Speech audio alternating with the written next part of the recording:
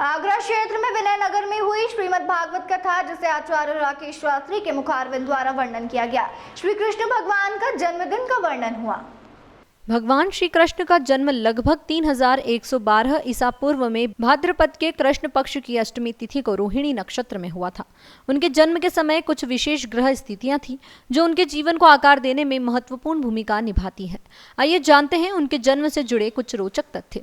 जन्म की तिथि और समय। श्री कृष्ण का जन्म आधी रात के समय हुआ था, जब शुभ ग्रहों की दृष्टि थी। उनकी कुंडली में लग्न में ऋषभ राशि थी, जिसमें चंद्र ग्रह था और अन्य ग्रह भी विशिष्ट स्थितियों में थे।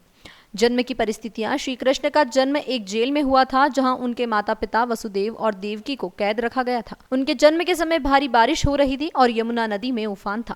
वसुदेव द्वारा यमुना पार करना। वसुदेव ने श्री कृष्ण को एक सूपड़े में रखकर यमुना पार की, जहां यमुना के जल ने भगवान के चरण छुए और दो हिस्सों में बट गए, जिससे उन्हें पार करने का मार्ग मिल गया। श्री कृष्ण को वसुदेव ने यमुना पार कर नंदगांव में अपने मित्र नंद गोप के घर पहुंचाया, जहां उनका पालन पोषण नंद और यशोदा ने किया। श्री कृष्ण की कुंडली में लग्न में वृषभ राशि थी, जिसमें चंद्र ग्रह था और अन्य ग्रह भी विशिष्ट स्थितियों में थे, जैसे कि सूर्य सिंह राशि में, बुध कन्या राशि में और शनि और शुक्र तुला राशि में।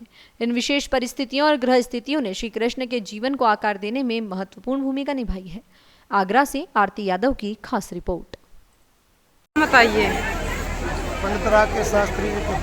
अच्छा, इस भागवत में आपने क्या वर्णन किया है? आज चतुर्थ चौथा दिन है और आज की कथा श्री राम जी की कथा, रामचरितमानस की कथा, राजा हरिश्चंद्र की कथा और मानधाता की कथा, और आज मुख्य लीला रही है कृष्ण जन्म, जो श्री बांके बिहारी के पार्क में विनय नगर में आज 3 दिन से कथा चल रही है। आज चौथा दिन है और बड़ी धूमधाम से आनंदमय होकर के बड़े प्रेम से सभी भक्तों सहित और भगवान कृष्ण का जन्म हुआ है। और ठाकुर जी की कृपा से, भगवान कन्हैया की कृपा से सभी भक्तों के ऊपर भगवान बांके बिहारी की कृपा बनी रहे और ठाकुर जी सबकी मनोकामना पूर्ण करें। जय श्री राधे, जय श्री कृष्णा। बहुत बढ़िया।